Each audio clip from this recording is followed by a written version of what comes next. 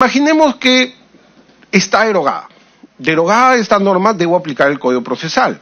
Y el Código Procesal, nuevamente, en la investigación preliminar, tiene una serie de medidas. Pero, nuevamente, si estoy ante un caso de un alto funcionario, ¿puedo solicitar el impedimento de salida?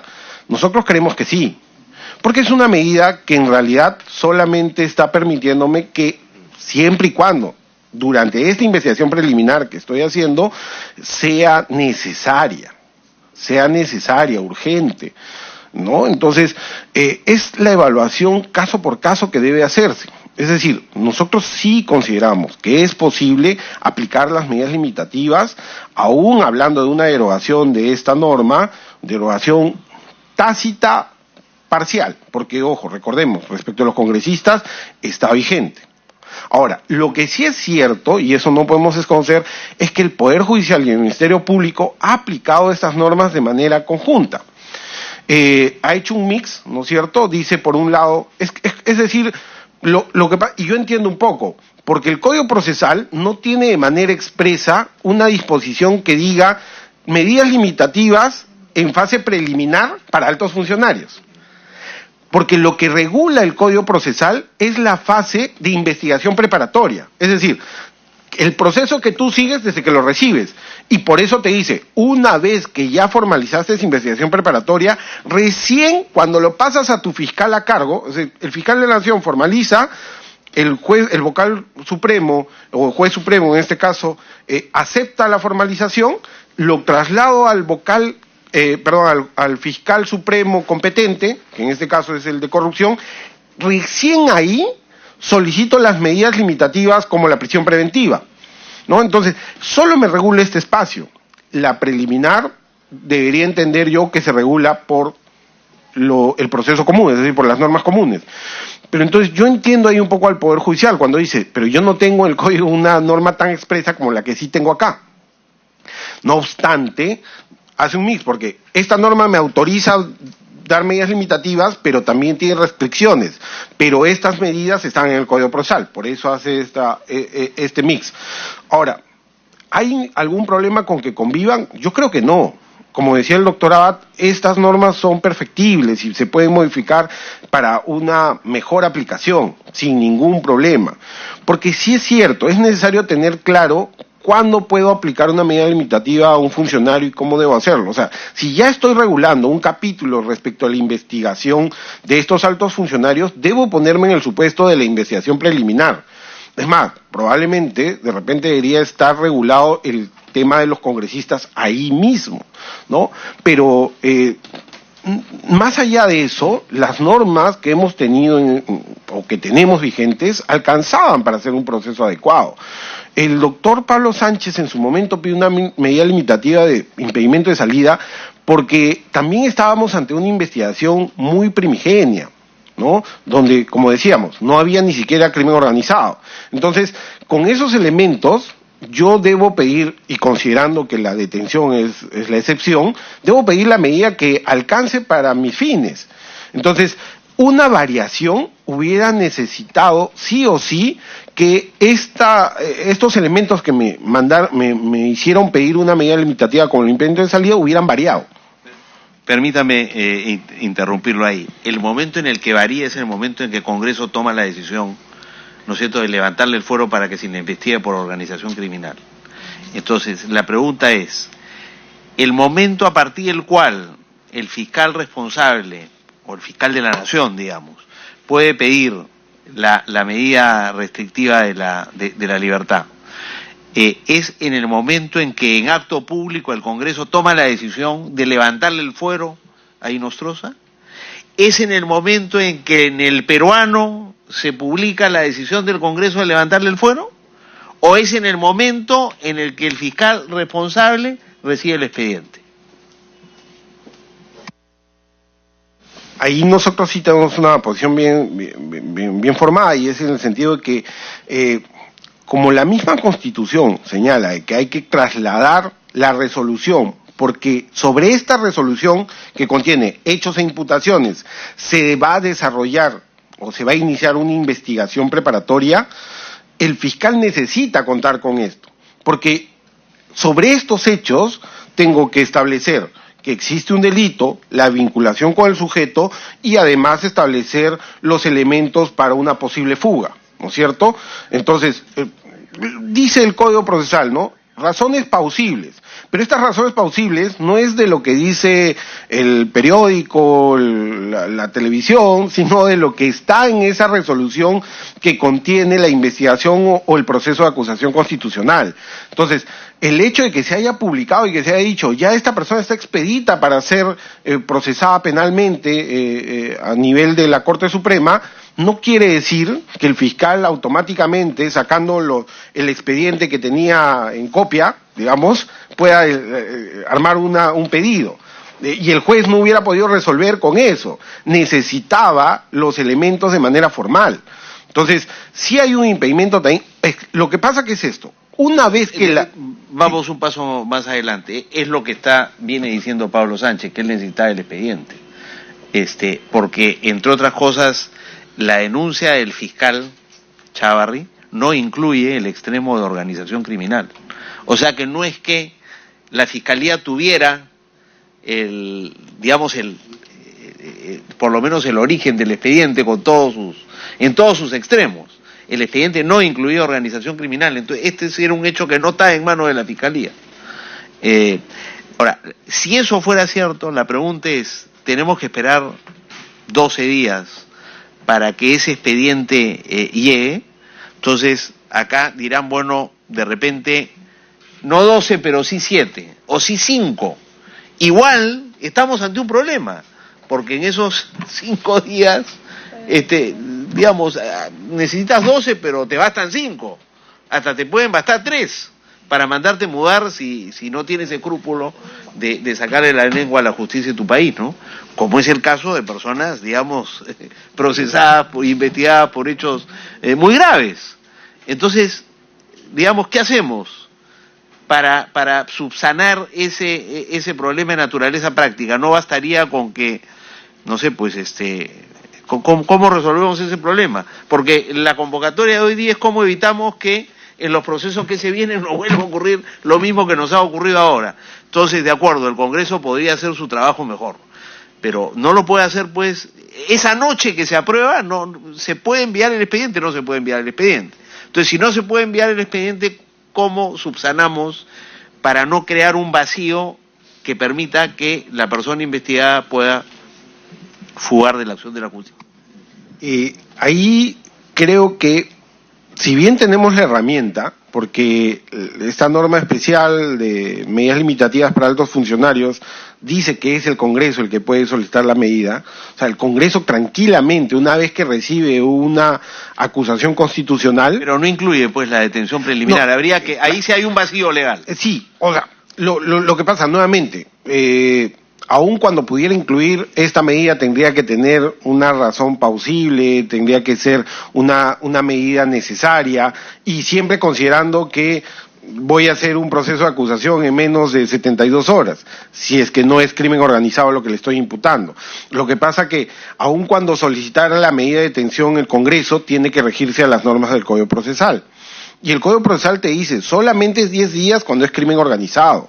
Entonces, si no es crimen organizado y es cualquier otro delito de función, voy a tener menos horas. Entonces, si un Congreso quisiera dictar la medida de detención o solicitar la medida de detención, podría hacerlo, pero siempre considerando que su resolución va a salir en menos de 72 horas, ¿no? Entonces, solo para cerrar mi idea... Entonces, la respuesta sería que el Congreso podría aprobar la acusación constitucional y en ese momento solicitar la detención preliminar, si se tratara de organización criminal por 10 días o si no por 72 horas. Yo considero que sí. Y en ese plazo asegurar de que el fiscal formalice la investigación preparatoria y solicite la detención preventiva. Que es un poco lo que hizo el doctor Pablo Sánchez. Una vez que ya él recibió, ¿no es cierto?, solicitó, considerando que el mismo código le da 5 días para la formalización, ¿no es cierto?, dijo, en estos 5 días que tengo que todavía sacar la resolución, porque no la puedo sacar en un día, vamos a pedir la detención preliminar judicial.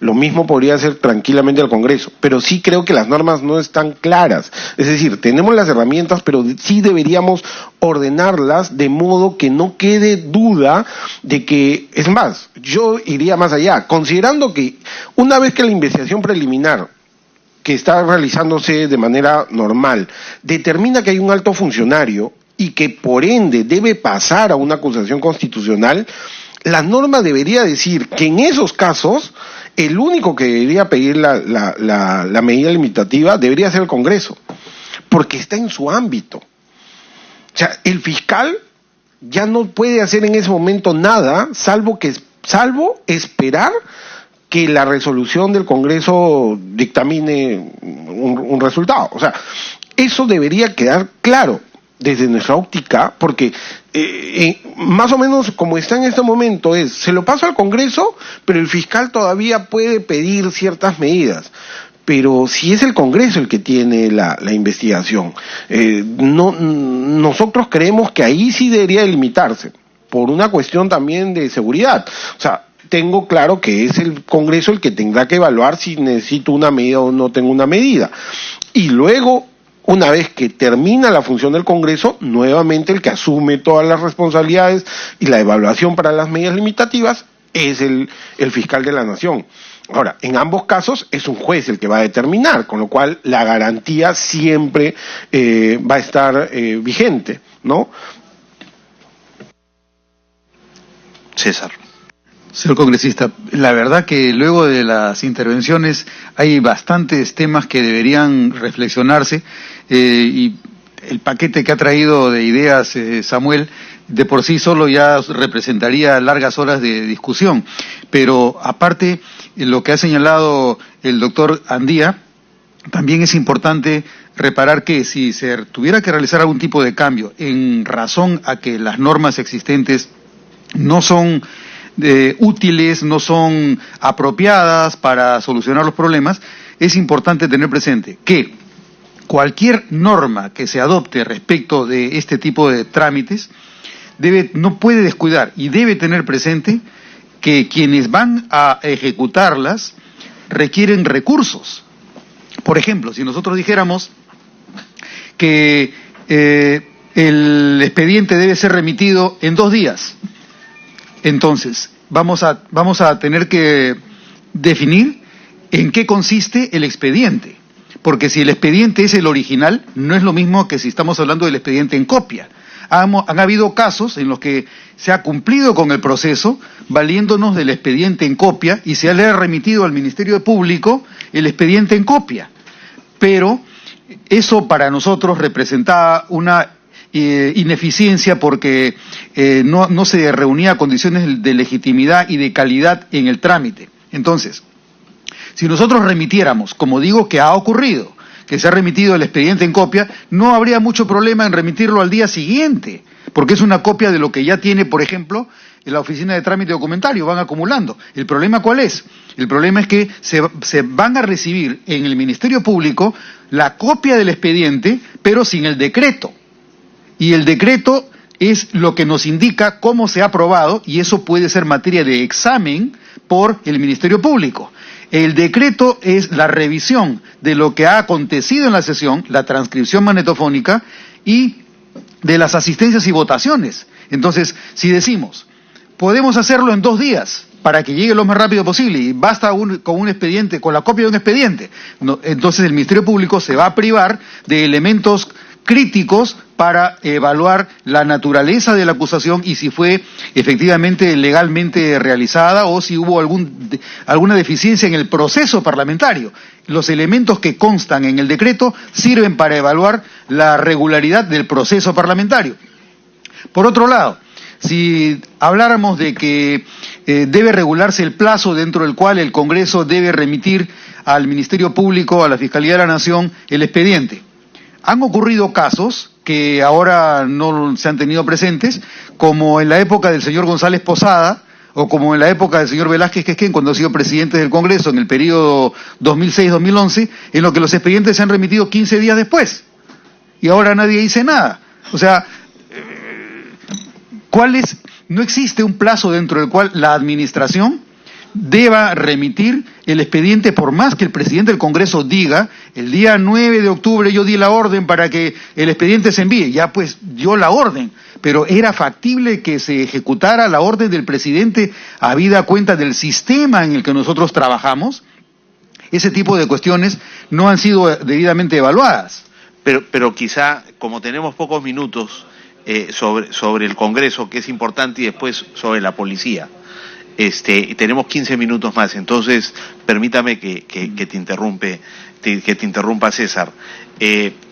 Tú dices una cosa interesante, que sería posible remitir el expediente al día siguiente. En copia. O sea, la copia del expediente.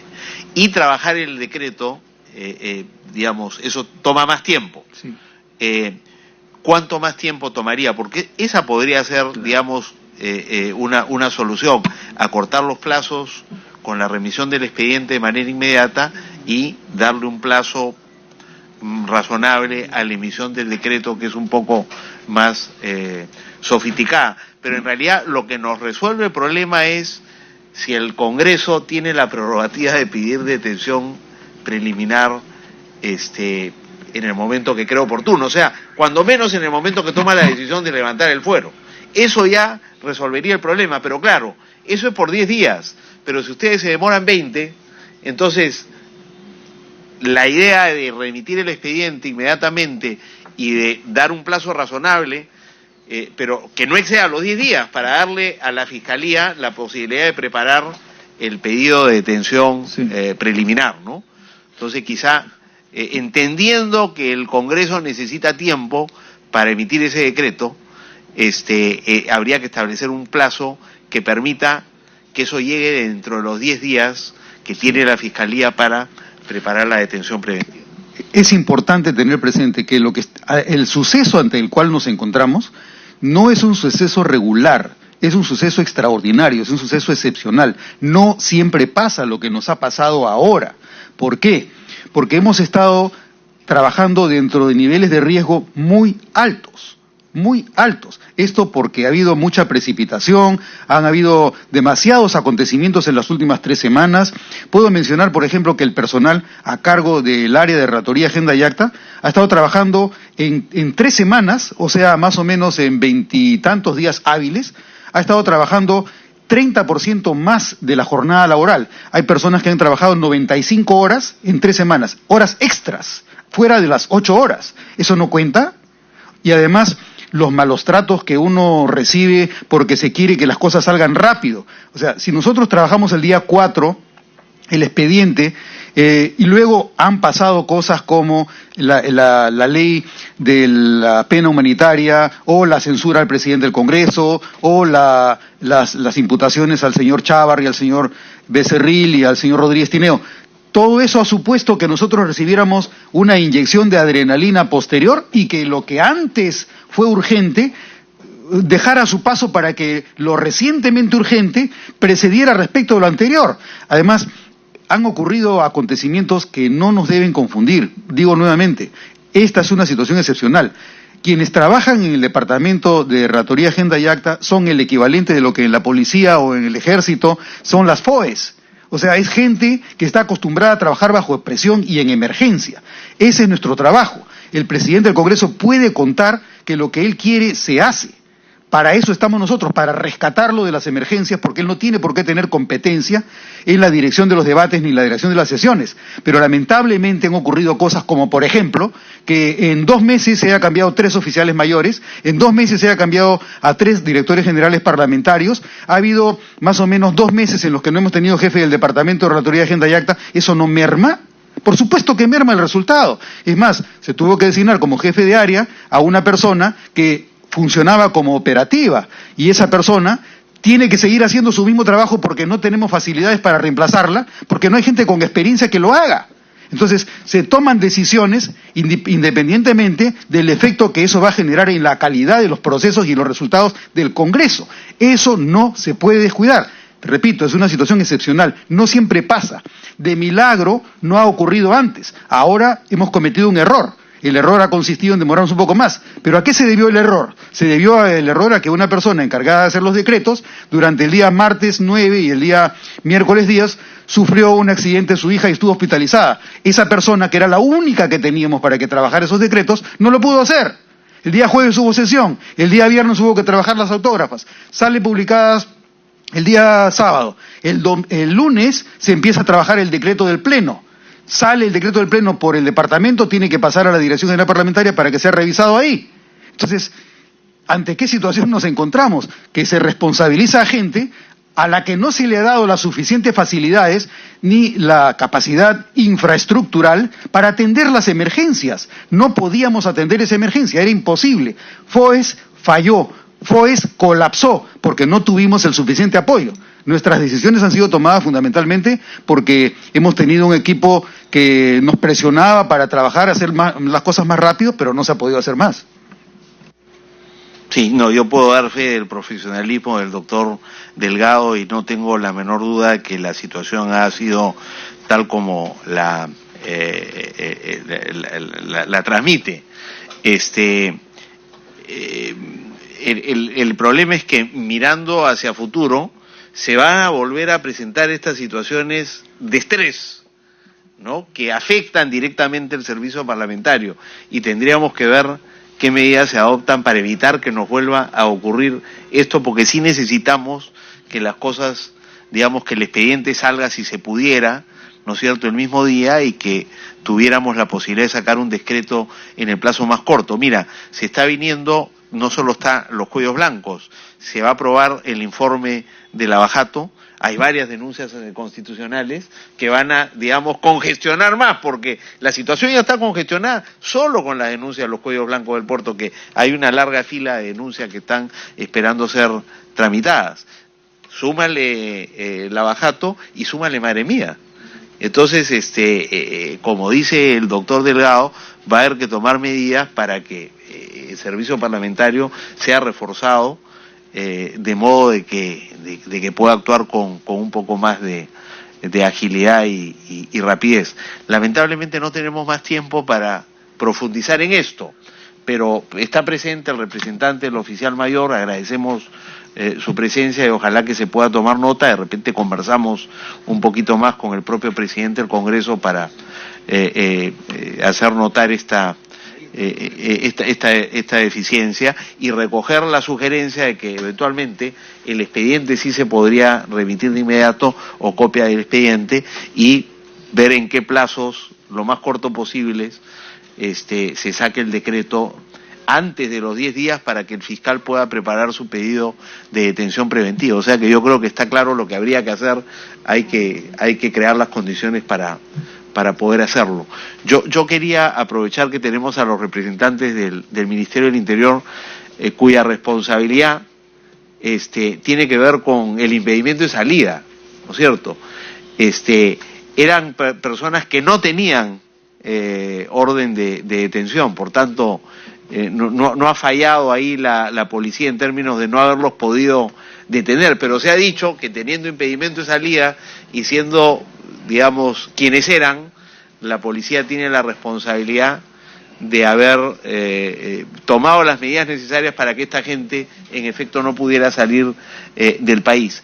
¿Era suficiente el impedimento de salida para que, digamos, es suficiente el impedimento de salida para que la policía asegure que una persona con antejuicio, digamos, con una acusación constitucional aprobada no fugue del país, o tenemos ahí un vacío que tendría que ser solo subsanado con la orden de detención preliminar? Sin entrar a la discusión sobre las responsabilidades de migraciones, que yo creo que han quedado claramente establecidas, sí, pero en relación con la labor policial para hacer cumplir un impedimento de salida. En sí no existe un protocolo específico para el caso de impedimento de salida.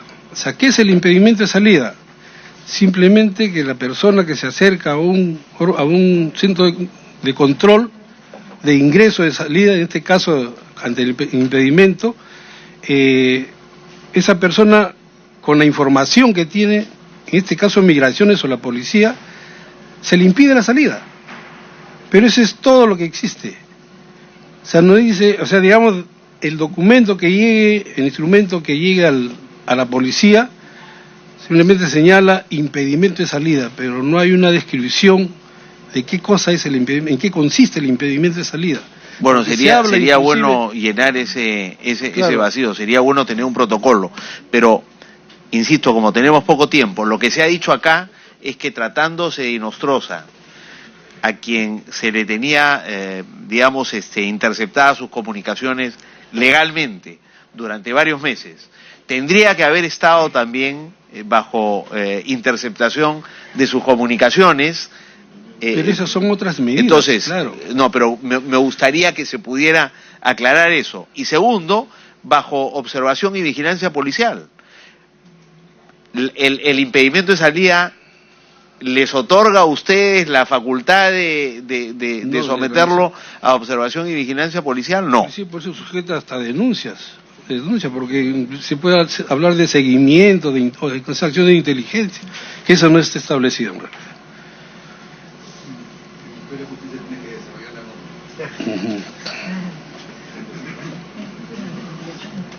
El doctor Llanos, representación del director general parlamentario. Del oficial, en representación del oficial mayor, del señor oficial mayor. En representación del oficial mayor. Bueno, lamentablemente no hay el tiempo suficiente para poder exponer lo que me hubiera gustado, teniendo en cuenta las intervenciones del doctor César Delgado y del doctor Samuel Abad, pero concretamente quisiera decir lo siguiente, ¿no? He escuchado al representante del Ministerio de Justicia afirmar que el Congreso podría solicitar la medida preventiva al momento de emitir la resolución que declara haber formación de causa. Bueno, eso no se desprende ni de la Constitución ni del reglamento del Congreso, ¿no? Me imagino que es una interpretación... No, yo entiendo que él ha reconocido que hay un vacío legal y que habría que cambiar la norma para permitir correcto, que el Congreso pudiera solicitar al juez correcto. esa medida que no está contemplada en la ley 27399. Aclaremos, no es ninguna interpretación, es literalidad de una norma vigente. Dice, las subcomisiones investigadoras designadas por la Comisión Permanente pueden requerir al vocal titular menos antiguo de la Sala Penal de la Corte Suprema la cesación, modificación o imposición de medidas limitativas indicadas en el presente artículo. Doctor, pero habíamos convenido antes que estaba exceptuada entre las medidas limitativas la detención preliminar. Entonces usted sí reconoce que hay un vacío legal que si fuera subsanado debería permitirle al Congreso al momento de que aprueba la acusación constitucional solicitar la detención preliminar. Quedó clara, eso es lo que yo entendía que había. Quedó clara la posición del Ministerio de Justicia, pero acá la subsanación no se restringe meramente al ámbito legal. Como bien ha dicho el doctor César Delgado, ya hay un modelo establecido de lo que es el procedimiento de acusación constitucional para que en el ámbito penal se vean los delitos de función contra los altos funcionarios y, como también lo ha mencionado el doctor Samuel Abad, el procedimiento de levantamiento de inmunidad parlamentaria en el caso de los delitos comunes. Ya hay un modelo, ¿no? Yo creo que aquí la modificación no se restringe al ámbito meramente legal. Se tendría que trabajar una modificación constitucional para hacer una reestructuración del modelo.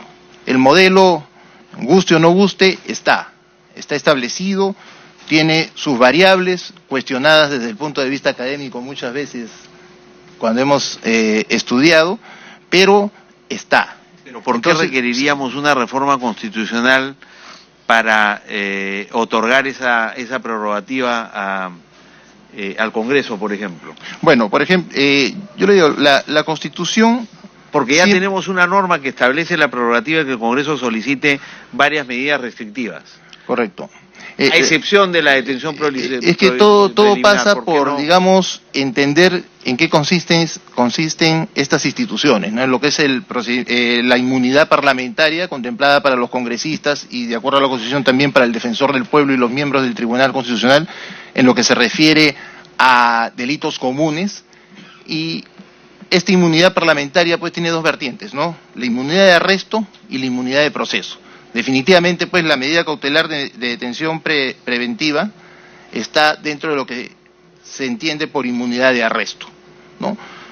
En cuanto al procedimiento de acusación constitucional, que es ya referida a los delitos de función, me ha parecido entender que el doctor Abad ha señalado que un poco dejaría abierta la posibilidad de una detención preliminar, ¿no? Es una interpretación, pero particularmente considero de que en la acusación constitucional también los altos funcionarios están protegidos con la inmunidad de proceso, evidentemente, y también con la inmunidad de arresto, ¿no? Si hacemos una interpretación sistemática, ¿no? Porque si de lo que se trata es proteger al funcionario, o mejor dicho, a las instituciones. Pero estamos, digamos, pongámonos en el caso de que se le ha levantado el fuero. Ah, correcto. El día No. que se le levante el fuero, se solicita el pedido de detención preliminar. Concuerdo con esa posición, concuerdo con la posición que una vez levantado el fuero, que el Congreso... No antes, pero por lo menos así en el es, momento no que antes, se levante no el antes. fuero. Una vez que el Congreso resuelve haber lugar a formación de causa, a partir de ese momento se podría solicitar. He escuchado de que